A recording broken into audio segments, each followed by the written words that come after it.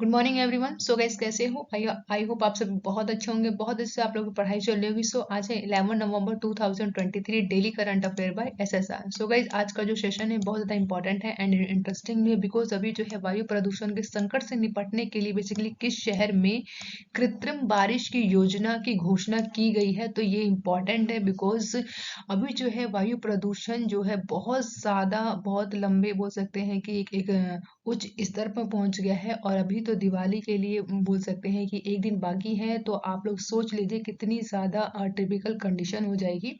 तो इसी को मद्देनजर रखते हुए है जो है आर्टिफिशियल रेन जो है अभी यहाँ पे बोल सकते हैं कराने की बात की गई है। ये कैसे होती है, किस शहर में की जाएगी, इन सभी क्वेश्चन को हम जानेंगे, समझेंगे, इसकी बैकग्राउंड इन्फॉर्मेशन को। तो चलिए वीडियो को स्टार्ट करते हैं। अगर आप वीडियो पे नए हैं तो प्लीज़ वीडियो को लाइक कीजिए एंड सब्सक्राइब कर लीजिए चैनल को, ताकि जो भी वीडियोस आए उन सभी की नोटिफिकेशन आप तक पहुंच जाए। ओके। सो आप सभी को कमेंट बॉक्स में लिखना है जय हिंद, जय भारत। और यहाँ सबसे पहले हम यहाँ पे करेंगे क्विक रिवीजन, जो कि बहुत ज़्यादा इंपॉर्टेंट है। तो चलिए स्टार्ट कर लेते हैं। अभी हाल ही में उत्तराखंड स्थापना दिवस कब मनाया गया है? तो याद रखिएगा 9 नवंबर के दिन को हम क्या मनाते हैं? उत्तराखंड स्थापना दिवस के रूप में मनाते हैं। आप लोगों को पता होगा उत्तर प्रदेश से अलग हुआ, ये बोल सकते हैं कि 13 जिलों से बना एक ये राज्य है, जो कि 9 नवंबर सन 2000 में इसको बोल सकते हैं कि स्थापित किया गया था। ठीक है, तो आपको याद रखना है इतना उत्तराखंड के बारे में। अब बात करेंगे नेक्स्ट क्वेश्चन, जो कि अक्टूबर 2022 से सितंबर 2023 तक अमेरिका में अवैध रूप से घुसने वाले कितने भारतीयों को गिरफ्तार किया गया है? तो इंपॉर्टेंट है ये नंबर, बिकॉज कितना है ये? 96,917 है, यानी कि 96,917 ऐसे अवैध रूप से घुसने वाले भारतीय हैं जिन्हें गिरफ्तार कर लिया गया है। वही चाणक्य रक्षस संवाद 2030 नहीं 2023 याद रखिएगा। क्या 2023 का जो है आयोजन कहाँ किया गया है? तो कहाँ किया गया है? नई दिल्ली में किया गया है। वहीं किस खिलाड़ी ने लॉन टेनिस पेरिस मास्टर का खिताब जीत लिया है? तो नोवाक जोकोविच के द्वारा जो है अभी लॉन टेनिस में पेरिस मास्टर का खिताब अपने नाम किया गया है। वहीं गोवा में आयोजित राष्ट्रीय खेलों में 200 पदों का आंकड़ा पार करने वाला पहला राज्य कौन बना है? तो महाराष्ट्र एकमात्र राज्य बन गया है जो कि गोवा में आयोजित अभी जो राष्ट्रीय खेल हो रहे थे उसमें 200 पदक का आंकड़ा पार करने वाला बना है। आपको कमेंट बॉक्स में बताना है कि जो भी राष्ट्रीय खेल आयोजित किए जा रहे हैं गोवा में, वो कौन से नंबर का संस्करण है। ठीक है, कौन सी राज्य सरकार ने प्रोजेक्ट डॉल्फिन को लागू करने का आदेश जारी किया है? तो तमिलनाडु सरकार के द्वारा बेसिकली अभी जो है प्रोजेक्ट डॉल्फिन को लागू करने की बात कही है। वहीं G7 विदेश मंत्रियों की बैठक कहाँ हुई है? तो जापान में की गई है। कहाँ की गई है? जापान में की गई है। नेशनल कोऑपरेटिव ऑर्गेनिक्स लिमिटेड के भारत ऑर्गेनिक्स ब्रांड को किसने लॉन्च किया है? तो अमित शाह जी के द्वारा लॉन्च किया गया है। वही किस भारत का नया किसे बेसिकली, ठीक है, तो यहाँ याद रखिएगा किसे भारत का नया महासर्वेक्षक चुना गया है? तो हितेश कुमार को भारत का नया महासर्वेक्षक के रूप में चुन लिया गया है। वहीं वर्ल्ड फूड इंडिया 2023 में मेगा फूड इवेंट का दूसरा संस्करण कहाँ आयोजित हुआ है? तो नई दिल्ली में इसका बोल सकते हैं कि आयोजन किया गया है। किसका? मेगा फूड इवेंट का। ठीक है, तो इंपॉर्टेंट फैक्ट्स हैं, इन सभी को बात करेंगे आज का सेशन, जो कि बहुत ज़्यादा इंपॉर्टेंट है। आज है 11 नवंबर 2023, daily current affair by SSR. तो फर्स्ट क्वेश्चन की बात करेंगे। अभी हाल ही में आयुर्वेदा दिवस 2023 का मनाया गया है। तो आयुर्वेदा डे की बात करें तो इसे सेलिब्रेट किया गया है 2023 में। किस दिन किया जाता है? तो 10 नवंबर को किया गया है। कब किया गया है? 10 नवंबर, यानी कि धनतेरस के दिन जो है धन्वंतरी देव का यहाँ पे पूजा किया जाता है, जो कि आयुर्वेद से रिलेटेड है। तो इसीलिए जो है 10 नवंबर को मनाया गया है आपका आयुर्वेद दिवस के रूप में। तो जरा समझते हैं इसकी बैकग्राउंड इन्फॉर्मेशन को। तो याद रखना है आपको राष्ट्रीय आयुर्वेद दिवस 2023 का जो है 10 नवंबर 2023 को लगभग 100 देशों में अंतर्राष्ट्रीय स्तर पर मनाया जाएगा। बेसिकली इसका आयोजन जो है आयुष मंत्रालय देश के सभी मंत्रालयों के सहयोग से विश्व स्तर पर कार्यक्रम का आयोजन करेगा। वहीं राष्ट्रीय आयुर्वेद दिवस के सफल आयोजन को सुनिश्चित करने के लिए आयुष मंत्रालय के विभिन्न मंत्रियों की बैठक भी की गई, जहां पर इस साल की थीम की बात करें तो 8वें राष्ट्रीय आयुर्वेद दिवस 2023 का उत्सव का विषय क्या है? तो ये याद रखना है आपको। तो क्या है? एक स्वास्थ्य के लिए आयुर्वेद। क्या है? एक स्वास्थ्य के लिए आयुर्वेद है, जिसका टैगलाइन है हर दिन सभी के लिए आयुर्वेद। ठीक है, इंपॉर्टेंट है, आपको ये लाइन आपको याद रखनी है। वहीं एक स्वास्थ्य के लिए आयुर्वेद थीम भारत के G20 प्रेसिडेंसी थीम में वासुदेव कुटुंबकम के रूप में, जिसका अर्थ था दुनिया एक परिवार है, वहां पे भी इसका प्रयोग किया गया था। वहीं बोले तो अगर आयुर्वेदिक दिवस जो है 2023 में टैगलाइन क्या है, हर दिन हर किसी के लिए आयुर्वेद, यानी हर दिन हर किसी के लिए आयुर्वेद जो है सभी जीवित प्राणियों और पर्यावरण की भलाई के लिए आयुर्वेद के महत्व पर जोर देने की बात कही है इस टैगलाइन में। तो इम्पोर्टेंट है, आपको याद रखना है 10 नवंबर 2023 को हमने क्या मनाया है, तो राष्ट्रीय आयुर्वेद दिवस के रूप में मनाया है, जो कि इम्पोर्टेंट है। आप बात करेंगे नेक्स्ट क्वेश्चन, हाल ही में कौन सा देश जो है अडानी के श्रीलंका पोर्ट टर्मिनल प्रोजेक्ट में 553 मिलियन डॉलर का निवेश करेगा, तो कौन करेगा, ये अमेरिका के द्वारा किया जाएगा। तो ऑप्शन सी क्या है यहाँ पे बिल्कुल करेक्ट होगा। तो US international development financial corporation ने हाल ही में अदानी पोर्ट्स के नेतृत्व में कोलंबो पोर्ट जो कि टर्मिनल परियोजना में 553 मिलियन डॉलर के महत्वपूर्ण निवेश की घोषणा कर दी गई है। इसमें भारत, अमेरिका, दक्षिण एशिया, चीन के प्रभाव को कम करना चाहता है। इसीलिए जो अमेरिका है ना, वो श्रीलंका की राजधानी में भारतीय अरबपति गौतम अडानी के द्वारा विकसित किए जा रहे पोर्ट टर्मिनल के लिए 553 मिलियन अमेरिकी डॉलर, जो कि लगभग अगर हम रुपये में बात करें ना, इंडियन करेंसी में, तो कितना होगा, ये याद रखेगा, 4,604.27 करोड़ रुपए का निवेश करने जा रही है कौन, अमेरिका। तो इम्पोर्टेंट है, ये आपको याद रखना है। अब बात करते हैं नेक्स्ट क्वेश्चन, हाल ही में किसने जो है एएआई में सदस्य वित्त के रूप में पदभार संभाला है, तो member of finance in AAI के रूप में कौन चुने गए हैं, इनका नाम है पंकज मल्होत्रा। क्या नाम है इनका, पंकज मल्होत्रा को अभी एएआई सदस्य के वित्त के रूप में यहाँ पर पदभार को दिया गया है। अब जरा समझते हैं ए क्या क्या है। तो सबसे पहले आपको याद रखना है क्या है, एयरपोर्ट्स अथॉरिटी ऑफ इंडिया के लिए चुने गए हैं। तो यहाँ पे हम जरा समझ लें एक बार। तो इसे जो है नियुक्त करने के लिए बेसिकली पहले पंकज मल्होत्रा विज्ञान और प्रौद्योगिकी मंत्रालय के वैज्ञानिक और औद्योगिक अनुसंधान विभाग के तहत जो है भारत सरकार के उद्गम सेंट्रल की बात करें तो इलेक्ट्रॉनिक लिमिटेड के कार्यकारी निदेशक वित्त के रूप में काम कर रहे थे। लेकिन अब जो है इन्हें एयरपोर्ट्स अथॉरिटी ऑफ इंडिया के सदस्य वित्त पंकज मल्होत्रा को वित्त लेखा संगठन के समग्र वित्तीय संचालन के प्रभारी का बोल सकते हैं कि इनको यहाँ पे काम दिया गया है। किसके लिए, तो भारतीय विमानपत्तन प्राधिकरण के लिए। अगर इसकी स्थापना की बात करें तो स्थापना अप्रैल 1995 में हुई थी। और हवाई अड्डा बेसिकली आपको याद रखना है, तो अंतरराष्ट्रीय हवाई अड्डा प्राधिकरण, जो कि राष्ट्रीय हवाई अड्डा प्राधिकरण यानी एनएए से जो है बेसिकली क्या बोल सकते हैं, मिलकर की गई थी, जो कि देश के उड्डयन मंत्रालय के अंतर्गत आता है। तो आपको इसके बारे में याद रखना है। पंकज मल्होत्रा को अभी जो है एयरपोर्ट अथॉरिटी ऑफ इंडिया के यहाँ पे बोल सकते हैं कार्यकारी निदेशक वित्त के रूप में चुन लिया गया। बात करते हैं यहाँ पे, हाल ही में जो है एनएचआरआई का भी 14वां अंतर्राष्ट्रीय सम्मेलन कहाँ पर आयोजित किया गया है, तो याद रखिएगा कोपेनहेगन में। कहाँ किया गया है, कोपेनहेगन में जो है अभी हाल ही में एनएचआरआई का 14वां अंतर्राष्ट्रीय सम्मेलन को यहाँ पर आयोजित किया गया है। तो इम्पोर्टेंट है, आपको याद रखना है। तो राष्ट्रीय मानवाधिकार आयोग अध्यक्ष, जिनका नाम है न्यायमूर्ति अरुण मिश्रा के द्वारा डेनमार्क के कोपेनहेगन में राष्ट्रीय मानव अधिकार संस्थानों के लिए यहाँ पे 14वें अंतरराष्ट्रीय सम्मेलन को संबोधित किया गया है। शिखर सम्मेलन का विषय क्या है, तो torture and other ill treatment, जो कि क्या है, द रोल ऑफ एनएचआरआई है, यानी कि यातना के खतरे को निपटने के लिए समाज को अधिक मानवीय और सभ्य बनाने में सहयोग शिखर सम्मेलन का उद्देश्य रखा गया था। तो इम्पोर्टेंट फैक्ट है, आपको याद रखना है। वहीं अभी जो है नेक्स्ट क्वेश्चन की बात करें तो हाल ही में जो है आईसीसी ओडीआई रैंकिंग में कौन नंबर 1 बल्लेबाज बन गए हैं, तो इम्पोर्टेंट है शुभमन गिल का नाम याद रखना है आपको, जो कि बेसिकली अभी जो है आईसीसी ओडीआई रैंकिंग में जो है इनका क्या है, पहला नंबर है। तो इससे पहले अगर बात करें कौन थे, तो बाबर आजम का इसमें नाम था, लेकिन अब जो है इन्होंने बाबर आजम को पीछे करते हुए ये फर्स्ट नंबर बोल सकते हैं कि बैट्समैन में जो है पहले नंबर पर आ गए हैं। तो इनका नाम याद रखना है शुभमन गिल। तो ये आप लोग यहाँ पे पिक्चर देख सकते हैं इनकी। अब बात करते हैं नेक्स्ट क्वेश्चन, जो कि 6 है, हाल ही में जो है 5 दिवसीय दिवाली उत्सव का उद्घाटन कहाँ किया गया है, तो याद रखना है अयोध्या में किया गया है। तो कहाँ किया गया है, अयोध्या में। इंपॉर्टेंट है क्योंकि दिवाली का समय है, तो ये 5 दिन के लिए यहाँ पे 5 दिवसीय दिवाली उत्सव को आयोजित किया जा रहा है आपको राम की नगरी यानी कि अयोध्या में। वही बात करते हैं नेक्स्ट क्वेश्चन जो कि 7 है। हाल ही में किस राज्य के रगिया और मरियानी रेलवे स्टेशन को ईट राइट स्टेशन का प्रमाण पत्र दिया है? तो ईट राइट स्टेशन किसे मिला है? तो याद रखना है, दो नाम है स्टेशन के, क्या है? रगिया है और मरियानी रेलवे स्टेशन है। तो कहाँ का है ये? ऑप्शन डी बिल्कुल करेक्ट है, तो असम का है। तो असम को जो है, असम के दो स्टेशन है, इनका नाम क्या है? रगिया और रंगिया है, और क्या है?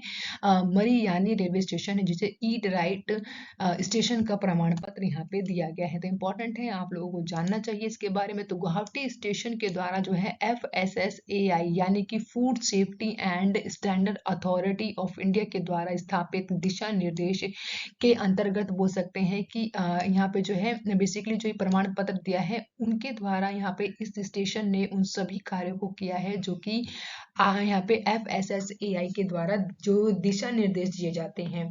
इसी के तहत जो है पूर्वोत्तर सीमांतर रेलवे का पहला रेलवे स्टेशन बन गया है, जो कि पूर्वोत्तर का है। वहीं मानक खाद्य भंडार और स्वच्छता का पालन करने वाले रेलवे स्टेशन को बेसिकली FSSAI के द्वारा ईट राइट स्टेशन प्रमाण पत्र दिया जाता है। तो याद रखिएगा, कुछ इस तरीके का दिया जाता है, तो आप यहाँ पे देख सकते हैं। तो जो कि फूड सेफ्टी एंड अथॉरिटी यहाँ पे बोल सकते हैं कि स्टैंडर्ड अथॉरिटी ऑफ इंडिया के द्वारा दिया जाता है, ठीक है ना। तो कुछ इस तरीके का दिया जाता है, जो कि इनके द्वारा बेसिकली ये देखा जाता है कि यहाँ पे कितनी साफ सफाई है रेलवे स्टेशन पर, और यहाँ का जो खाना है ना किस प्रकार से बनाया जाता है। तो इनका जो बोल सकते हैं कि यहाँ पे जो दिशा निर्देश दिया जाता है, जो फ्लो चार्ट यहाँ पे बोल सकते हैं कि जो चार्ट रहता है यहाँ पर, उसके अकॉर्डिंग काम किया जाता है, तभी जो है राइट ईट स्टेशन प्रमाण पत्र दिया जाता है। वहीं ये प्रमाण पत्र जो है किसके द्वारा दिया जाएगा? तो FSSAI के द्वारा उन रेलवे स्टेशन को प्रदान किया जाता है जो यात्रियों को सुरक्षित और पौष्टिक भोजन प्रदान करने के मानक को स्थापित कर लेते हैं, तभी दिया जाएगा, ठीक है। वहीं आप जान लेते हैं आप लोग की भारतीय खाद्य सुरक्षा और मानक क्या है, ठीक है। तो यानी कि आपको याद रखना फुल फॉर्म क्या है, तो food safety and standard authority of India है। इसको कब स्थापित किया गया था? तो 5 सितंबर 2008 को स्थापित किया गया था। सेक्टर क्या है, क्या काम करता है, ये किसके ऊपर काम करता है? तो खाद्य सुरक्षा जो है, फूड सेफ्टी ही इसका काम है। मुख्यालय आपको याद रखना है नई दिल्ली में है। वहीं अगर कोई आपसे पूछे कि इसकी मूल एजेंसी कौन है, तो ये याद रखिएगा, स्वास्थ्य और परिवार कल्याण मंत्रालय भारत सरकार के अधीन ये काम करता है। तो इंपॉर्टेंट फैक्ट है, आपको पता होना चाहिए, बेसिक है। कोई डाउट हो तो आप मुझसे पूछ सकते हैं। अगर आपने वीडियो को अब तक लाइक नहीं किया, सबसे पहले वीडियो को लाइक कर दीजिए और सब जाके चैनल को यहाँ पे शेयर कर दीजिए लोगों में। अब बात करते हैं नेक्स्ट क्वेश्चन जो कि 8 है। तो हाल ही में WHO की रिपोर्ट के अनुसार अभी किस देश में टीबी के मामलों में कमी आई है? तो बहुत ज़्यादा इंपॉर्टेंट है कि WHO की रिपोर्ट के अनुसार बता दिया गया है कि जो टीबी के मामले हैं ना, अभी भारत में कमा है। कहाँ कमा है? भारत में कमा है। तो ऑप्शन बी क्या है यहाँ पर? करेक्ट है। तो चलिए आगे बढ़ते हैं, इसमें समझते हैं इसकी बैकग्राउंड इन्फॉर्मेशन को। तो हाल ही में विश्व स्वास्थ्य संगठन के द्वारा वैश्विक तपेदिक तब रिपोर्ट की बात करें 2023 को जारी कर दिया गया है। इसमें 2022 में दुनिया भर में टीबी के बढ़ते मामलों को उजागर किया गया है। इस रिपोर्ट के अनुसार 2022 में दुनिया में सबसे अधिक टीबी के मामले भारत में दर्ज किए गए थे। कब? 2022 में। वहीं ये आंकड़ा जो है 2.8 मिलियन टीबी मामलों का है, जो वैश्विक टीबी का 27% प्रतिनिधित्व करता है। वहीं अगर हम बात करें इसी में कि टीबी 2022 में कोविड-19 की अगर बात करें, तो कोविड-19 के समय यहाँ पर उसके बाद जो आकलन किया गया, तो इसमें संक्रमण एजेंट के रूप में जो मौतों का बोल सकते हैं कि सबसे ज्यादा दुनिया में जो प्रमुख कारण क्या बना रहा था, तो याद रखना टीबी ही बना हुआ है। कब? कोविड-19 के बाद जो दूसरा सबसे ज्यादा मौत किसकी वजह से हुई है? तो टीबी की वजह से हुई है। वहीं हर साल जो है 10 मिलियन से अधिक लोग जो है टीबी के, यहाँ पर आपको याद रखना है, टीबी से बीमार पड़ते हैं। कितने? 10 मिलियन लोग। वहीं 2022 की बात करें तो 2022 में बेसिकली दुनिया के 87% जो है टीबी मामलों में के लिए 30% उच्च बोझ वाले टीबी जो है देश समूह या सामूहिक रूप से बोल सकते हैं जिम्मेदार है। वहीं इस मामले की बात करें तो कौन कौन सा देश है इस मामले में शामिल? तो भारत है, इंडोनेशिया है, चीन है, फिलीपींस है, पाकिस्तान है, नाइजीरिया है, बांग्लादेश है, कांगो लोकतंत्र गणराज्य है। तो ये इंपॉर्टेंट आपको याद रखना है ये वो देश हैं जो कि टीबी में बोल सकते हैं सबसे ज़्यादा यहाँ पर ही शामिल किए जाते हैं, सबसे ज़्यादा मरीजों की संख्या बोल सकते हैं, सबसे ज़्यादा लोग यही बीमार पड़ते हैं। तो इम्पोर्टेंट है, फिलहाल अभी जो रिपोर्ट आई है उसमें भारत में कमी बताई गई है। तो सो बात करते हैं नेक्स्ट क्वेश्चन जो कि 9 है। हाल ही में जारी क्यूएस यूनिवर्सिटी रैंकिंग 2024 में कौन शीर्ष पर रहा है? तो याद रखिएगा पेकिंग। कौन सा है? पेकिंग यूनिवर्सिटी जो कि चाइना की है, वो जो है अभी क्यूएस यूनिवर्सिटी रैंकिंग 2024 में इसने जो है रैंक हासिल की है। कौन सी? पहली रैंक हासिल कर ली है। तो इंपॉर्टेंट है, आपको याद रखना है। चलिए बात करें अगर जो है अभी हाल ही में जो ये क्यूएस है, क्यूएस मीन्स ऑफ क्या है? तो क्वैकरली साइमेंट्स के द्वारा 2024 में विश्वविद्यालय रैंकिंग एशिया जारी हो गई है, जिसमें भारतीय प्रौद्योगिकी संस्था जो कि आईआईटी बॉम्बे ने यहाँ पर क्यूएस वर्ल्ड यूनिवर्सिटी रैंकिंग में एशिया में बोले तो भारत में अपना शीर्ष स्थान बरकरार रखा है। रैंकिंग में विश्वविद्यालयों की संख्या में भारत ने चीन को पीछे छोड़ दिया है। वहीं क्यूएस एशिया की बात करें तो यहाँ पे यूनिवर्सिटी रैंकिंग 2024 में जहाँ रिकॉर्ड 148 विश्वविद्यालयों भारतीय विश्वविद्यालयों ने अपनी जगह बनाई है, वहीं चीन के 133 विश्वविद्यालय जो हैं इसमें इस सूची में शामिल हुए हैं। तो इम्पोर्टेंट है, कोई आपसे पूछे कि क्यूएस रैंकिंग में बेसिकली कितने भारतीय विश्वविद्यालयों ने जगह बनाई है, तो 148, चाइना की बात करें तो 133। अभी हम बात कर लेते हैं कि 5 पोजीशन है, तो 5 पोजीशन में कौन कौन है। फर्स्ट की तो आप लोगों को बताया मैंने आप लोगों को कौन है, तो चीन देश का है ये यूनिवर्सिटी जो कि है पेकिंग यूनिवर्सिटी है। वहीं हांगकांग जो है यहाँ पे सेकंड नंबर पर है, याद रखिएगा। और वहीं नेशनल यूनिवर्सिटी जो कि थर्ड रैंक इसने हासिल किया सिंगापुर की है। और फोर्थ की बात करें तो आपको ये भी याद रखना है, ये भी कहाँ की है? सिंगापुर की है। इसका नाम क्या है? नॉन यांग टेक्नोलॉजी यूनिवर्सिटी है। वहीं सिंगुआ यूनिवर्सिटी कहाँ की है? चाइना की है। तो इंपॉर्टेंट है, आपको याद रखना है 5 एटलीस्ट, तो आप लोग याद रखिएगा क्या यूनिवर्सिटी जो कि 5 रैंक किसने हासिल की है, फर्स्ट आपको याद रखनी है। अब बात कर लेते हैं भारत के संबंध में, तो भारत में कौन कौन है। तो भारतीय प्रौद्योगिकी संस्था बॉम्बे की बात करें तो इसकी रैंक कितनी आई है? 40 रैंक आई है। वहीं भारतीय प्रौद्योगिकी संस्था दिल्ली की बात करें तो आपको याद रखना है इसकी रैंक कितनी आई है? 46 आई है, यानी 46 आई है। भारतीय प्रौद्योगिकी संस्था मद्रास की बात करें तो 53 रैंक पर आया है। वहीं भारतीय विज्ञान संस्था बैंगलोर की बात करें तो इसकी रैंक की बात करें 58 रैंक आई है। वहीं भारतीय प्रौद्योगिकी संस्था खड़गपुर की कितनी आई है? 59 रैंक आई है। वहीं भारतीय प्रौद्योगिकी संस्था कानपुर की रैंक आपको याद रखना है 63 रैंक आई है।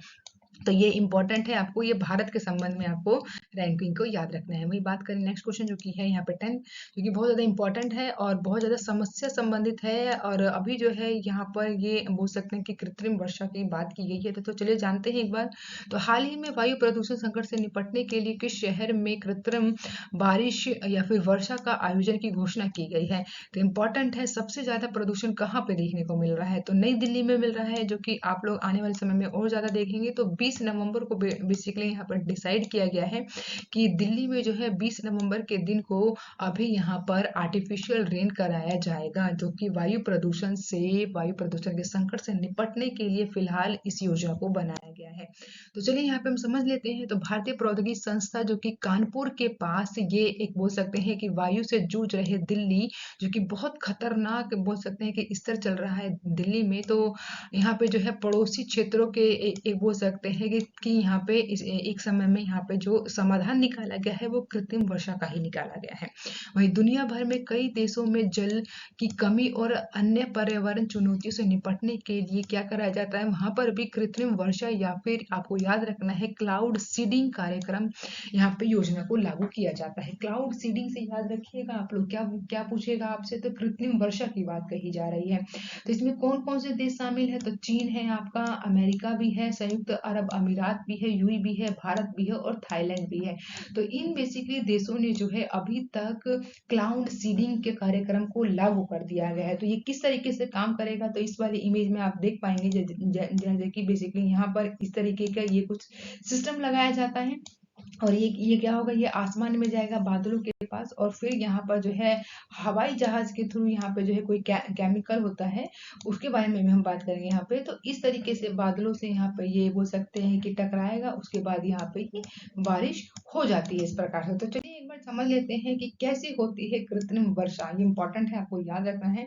तो सबसे पहले आपको याद रखना है कि जो आर्टिफिशियल रेन होता है उसे कराने के लिए बेसिकली 3 इसमें स्टेप होते हैं। पहले स्टेप की बात करें तो पहले चरण में जो है रसायनों का इस्तेमाल करके उस इलाके के ऊपर बहने वाली हवा के ऊपर की ओर भेजा जाता है, जिससे वे बारिश के बादल बन सके। इस प्रक्रिया में कौन कौन से केमिकल का यूज होगा, तो याद रखिएगा कैल्शियम क्लोराइड, कैल्शियम कार्बाइड, फिर कैल्शियम ऑक्साइड, नमक तथा यूरिया के यौगिक और यूरिया अमोनिया नाइट्रेट के यौगिक का इस्तेमाल किया जाता है। और ये यौगिक हवा से जलवाष्प को सोख लेते हैं और दवा बनाने की प्रक्रिया को शुरू कर देते हैं।